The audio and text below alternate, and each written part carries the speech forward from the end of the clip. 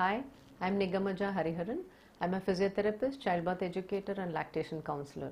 I'm a visiting counselor here in Dr. Thanawala Maternity Hospital, so to take care of the fitness of pregnant ladies for childbirth education classes. So let us discuss about how to care for yourself during your the third trimester, and what kind of exercises you should be doing to keep yourself fit and comfortable. So third trimester is a time where the baby is growing very fast. So baby almost doubles up, in terms of size. So this means that your abdominal muscles are also going to stretch quite a bit. Your back muscles are going to take a lot of load. So the arch in the back can increase and it may give rise to back pain and sometimes some pelvic joint pain as well. So some key muscles are getting weak during the third trimester, particularly the abdominal muscle and down below the pelvic floor muscles and behind the deep back muscles. So it is a very good idea to keep these muscles strong so that they will support your body and will also support the uterus and the baby well. Additionally, the abdominal muscles in the front, they are going to have a gap, so which we call the diastasis. The abdominal muscles gently split. So this can cause much more weakening of the abdominal muscles, and if we are exercising regularly, we can ensure that the gap is not wider and you can get back to your original strength faster after birth. So it is very important to keep exercising these three key muscles apart from your regular walks. So on an average, this is what the WHO is recommending, that all pregnant women who are having low risk pregnancy should have at least 60 minutes of physical activity. So your walking and some light exercises, not to miss the key muscles, that is the abdominals, pelvic floor and the back muscles.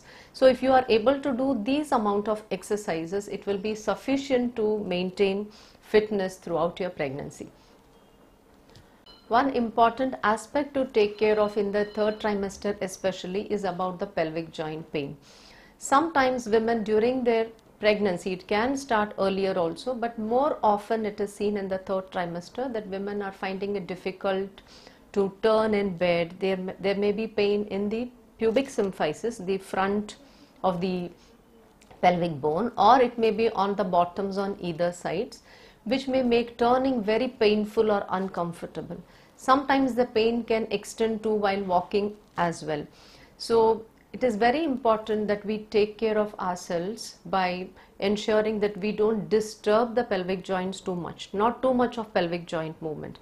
This is happening mainly because of the laxity, the hormone which are making the pelvic joints much more slack. So if it is more and becomes more painful, this condition is also called SPD, or the symphysis pubic dysfunction. So regular exercises and care for the pelvic joints will help in preventing the pelvic joint pain from disturbing your routine life. So how do we take care of the pelvic joints? First thing is, whenever you are turning in bed, ensure that you can keep your legs slightly together. You don't widen the legs and turn as a log, like you turn your entire body together and not moving your legs separately and then the body. That is the first thing. Second thing is, whenever you are sitting, so avoid crossing the legs and sit with equal weight on both the bottoms. And when we are standing and walking, it is important to take slightly smaller steps and avoid uneven ground for going for walks. And standing with equal weight on both the legs will ensure that the weight is transferred on both the pelvic joints equally, and it will prevent any asymmetry and the resulting pain. And it is also a good idea not to pick up things from the floor with your foot. So if you lift one leg up, that can be a time when the pelvic joints can, one joint can be loaded more than the other, which can put strain on the pelvic joints. Apart from this, it is a good idea to sit on a bathroom stool when you are taking bath, and whenever you have to wear your footwear, which has a buckle, or you have to tie shoelaces, sit and wear them instead of standing and wearing them, so that you can avoid lifting one leg up, which can put strain on the pelvic joints.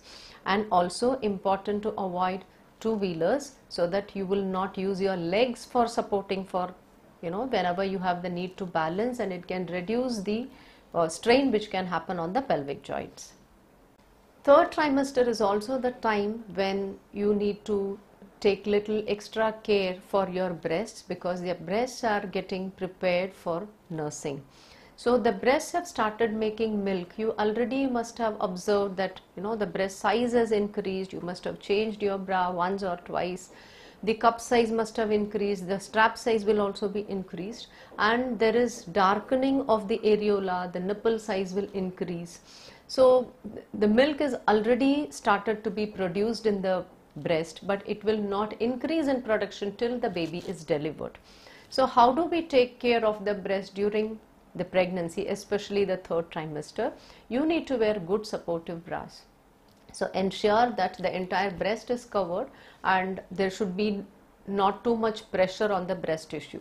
Also, it is a good practice to apply little coconut oil on the nipple and the areola just before taking bath. Just keep a small bottle of coconut oil in your bathroom. So before bath you can apply the oil, and when you are taking bath, avoid applying soap on the nipples and the areola area. So with water and oil it will get soft, and all the dry skin will get easily removed, and the nipple will be free from any cracks or any dryness. So this is a good preparation for breastfeeding. There is no need to massage or pull the nipples out. So if the nipples, it is just to check if the nipples are protractile. What we mean by protractile nipple is, you do a simple pinch test. You can hold the nipple between your thumb and the forefinger and try to gently stretch the nipples out. If the nipples are coming out easily, that is a protractile nipple, that is sufficient for the baby to hold inside the mouth and for suckling, for taking the milk. So we just want to ensure that in the pinch test the nipples are able to come out. So if the nipple is protractile, then you don't need to do anything further.